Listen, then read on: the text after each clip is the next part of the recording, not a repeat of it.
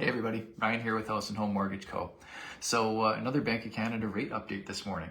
It's been a couple of months since our last one, and boy, the last year has been quite a wild ride for interest rates. I'm going to share a graph a little later on this morning. I'll tack it onto this post showing just how many changes we've seen in the last year and a half here. It's been a lot, but good news is today Bank of Canada decided to leave things well enough alone. I will say, based on the information we saw last week, we're kind of getting to the point where we're expecting this. It's hard to say how the rest of the year is going to play out. There's still a possibility they might decide on some more rate hikes based on what we see happening with inflation.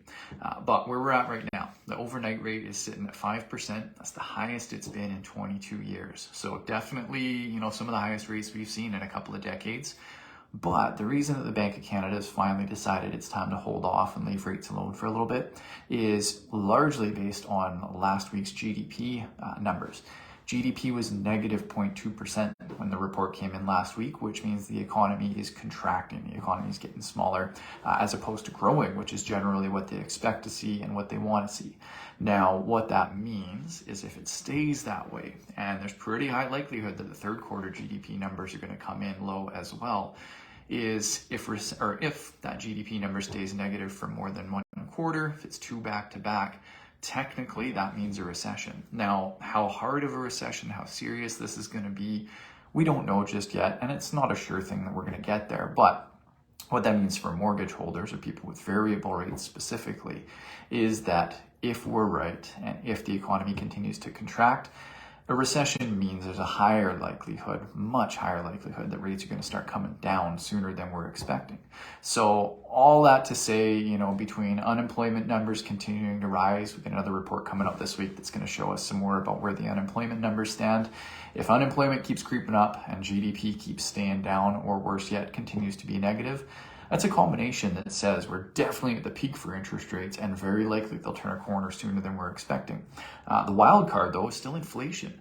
Between everything happening in the States and local numbers for inflation, there's this weird persistence. It's sticking around, and inflation seems to be a lot higher than anybody was expecting still.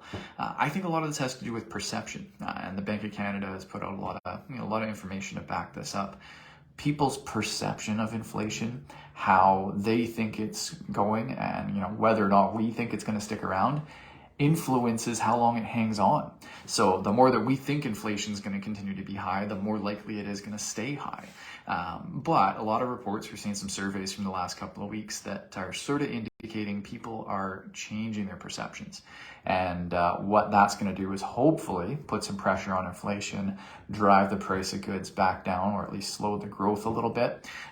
So definitely keep an eye on that. Inflation is going to, I think, determine whether or not we see any more rate hikes this year. If it continues to stay high, despite the economy really, going for a nosedive, that's a weird combination. It's been a very long time since the Bank of Canada has seen that.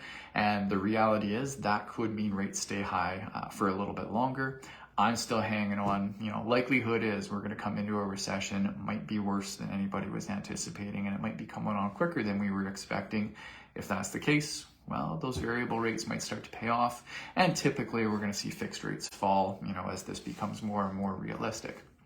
Now, specifically with the real estate market, again, it's been a wild ride the last year, lots of ups and downs, things have changed a lot.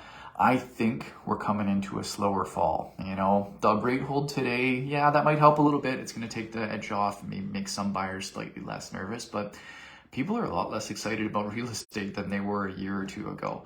And I think there's people making some much more cautious decisions. That's a good thing in my opinion. But we've got new listings up. New listings are up 16% year over year. So we've got a lot more inventory, but not nearly as much of it selling.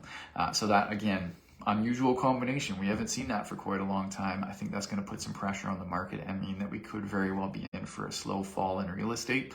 If Bank of Canada decides for another rate hike in either October or December, we got 2 more meetings still coming up. If either of those gets another rate hike, that's just going to put a serious damper on real estate. So I'd say, if you're working in the industry, you're keeping tabs on real estate, could be some opportunities to buy, Prices are probably going to stay stable. We might even see a little bit of a reduction or a dip in price if listings keep coming up. But if you are thinking of selling, well, very different story. Now it's going to be a much tougher time to sell than it has been for a couple of years. But if anybody out there has any questions, wants to have a chat about any of this stuff, or really if you know somebody in your life that's thinking about getting into the market or wants some advice on their existing mortgage, send them my way. I'm always happy to help. And thanks everybody for listening. Talk to you all soon. Bye.